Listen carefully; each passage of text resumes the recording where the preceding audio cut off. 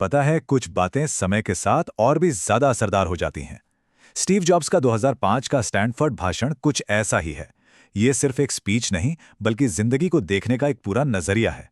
तो चलिए आज उनकी सुनाई 3 कहानियों में गोता लगाते हैं और देखते हैं कि उनमें ऐसा क्या खास था।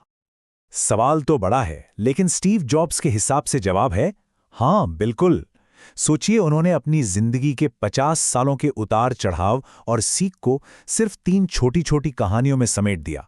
और यही सादगी इस भाषण को इतना शक्तिशाली बनाती है। तो चलिए शुरू करते हैं पहली कहानी से, जिसका नाम है कनेक्टिंग द डॉट्स, यानी बिंदुओं को जोड़ना।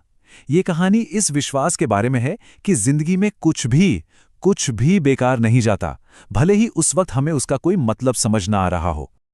है ना, चौंकाने वाली बात। भला कॉलेज छोड़ना किसी की जिंदगी का सबसे अच्छा फैसला कैसे हो सकता है? लेकिन जॉब्स के लिए यही सच था। उन्होंने बहुत ही महंगे रीड कॉलेज में एडमिशन तो लिया, पर सिर्फ 6 महीने में ही उन्हें एहसास हो गया कि वो अपने माता पिता की जिंदगी भर की कमाई बस यूं ही उड़ा रहे हैं। उन्हें इसका कोई फायदा नहीं दिख रहा था। अच्छा, कॉलेज छोड़ने के बाद की जिंदगी कोई फूलों की सेज नहीं थी। उनके पास रहने को कमरा नहीं था, तो दोस्तों के फर्श पर सोते थे। खाने के पैसे जुटाने के लिए कोक की खाली बोतलें बेचते थे।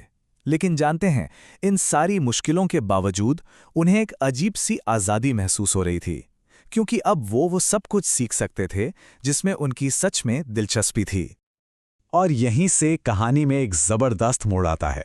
कॉलेज की जरूरी क्लास छोड़ने के बाद उन्होंने बस यूं ही शौक में कैलीग्राफी की क्लास करनी शुरू कर दी। उस वक्त इस हुनर का भविष्य में क्या काम आएगा किसी को नहीं पता था। लेकिन 10 साल बाद, हाँ पूरे 10 साल बाद, यही कैलीग्राफी की समझ पहले मैकिन्टॉश कंप्यूटर की पहचान बन गई। उसी ने मैक को बाकियों से अलग और खूबसूरत बनाया। और यही इस कहानी का असली मतलब है। हम आगे देखकर ये नहीं बता सकते कि कौन सी चीज कहाँ जाकर जुड़ेगी। जिंदगी की पूरी तस्वीर तो तभी साफ होती है जब हम पीछे मुड़कर देखते हैं और सारे बिखरे हुए बिंदु जुड़ जाते हैं। तो जॉब्स का मैसेज क्या था? अपनी गट फीलिंग, अपनी किस्मत, जिंदगी, कर्म, किसी चीज पर तो विश्वास करना ही होगा। यह भरोसा रखना ही होगा कि आज जो हो रहा है वो आगे चलकर जरूर कोई मायने रखेगा। और यही भरोसा हमें अपने दिल की सुनने की हिम्मत देता है, चाहे रास्ता कितना भी अलग क्यों ना हो। चलिए अब बढ़ते हैं उनकी दूसरी कहानी की तरफ। ये कहानी है प्यार और नुकसान की, यानी लव एंड लॉस की। ये कहानी उस जुनून के बारे में है जो बड़ी कामयाबी के बाद एक बहुत बड़े झटके से गुजरता है। जरा सोचिए, एक गैराज से शुरू हुई कंपनी जिसमें सिर्फ 2 लोग थे, वो 10 साल के अंदर अंदर 2 अरब डॉलर की बन गई, जिसमें 4000 से ज्यादा लोग काम करते थे। ये किसी भी सपने के सच होने जैसा था। एप्पल आसमान छू रहा था, सब कुछ परफेक्ट लग रहा था। और फिर कहानी पलट गई। सिर्फ 30 साल की उम्र में स्टीव जॉब्स को उसी कंपनी एप्पल से निकाल दिया गया जिसे उन्होंने अपने हाथों से बनाया था। और जानते हैं, सबसे बड़ी बात, उन्हें निकालने वाला वही शख्स था जिसे खुद जॉब्स ने काम पर रखा था। जाहिर है, ये उनके लिए किसी तबाही से कम नहीं था। पूरी दुनिया के सामने उनकी नाकामी का ढिंडोरा पिट गया था। लेकिन बाद में उन्हें एहसास हुआ कि ये उनकी जिंदगी की सबसे अच्छी घटनाओं में से एक थी। क्यों? क्योंकि सफलता का जो भारी बोझ उनके कंधों पर था वो हट गया और उसकी जगह एक नए इंसान की तरह शुरुआत करने की हल्की फुल्की आज़ादी ने ले ली।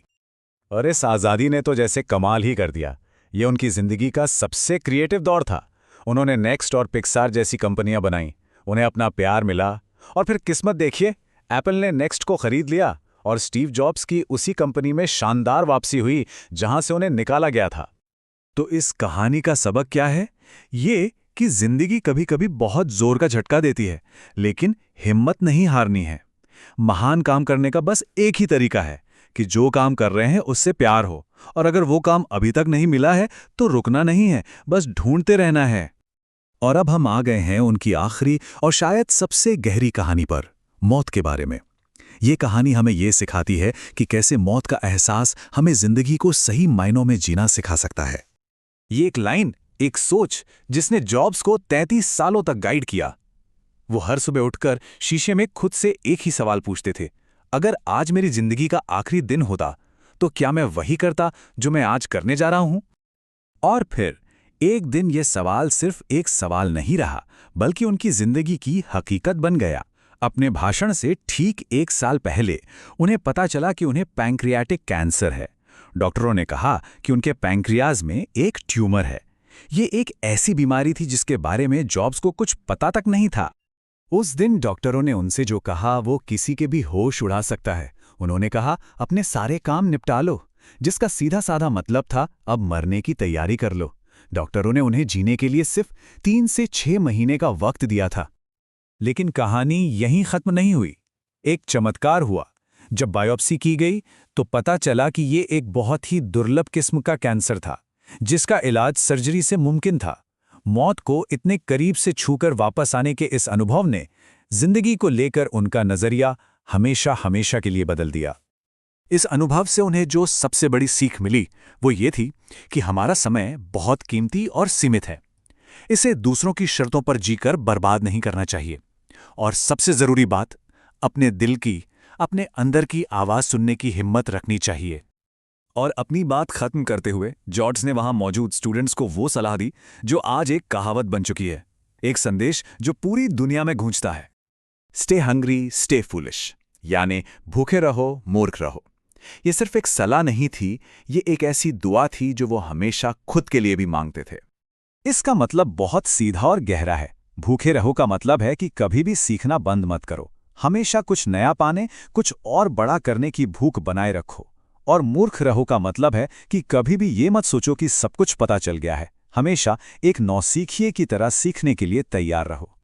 और इसी एक सवाल के साथ स्टीव जॉब्स ने हम सबको छोड़ दिया। ये सवाल उनकी पूरी जिंदगी और उनके पूरे भाषण का निचोड़ है कि हमारा दिल, हमारी अंदरूनी आवाज़ हमसे क्या कहना चाहती है, क्योंकि कहीं ना कहीं वो पहले से ही जानती है कि हम असल में क्या बनना चाहते हैं।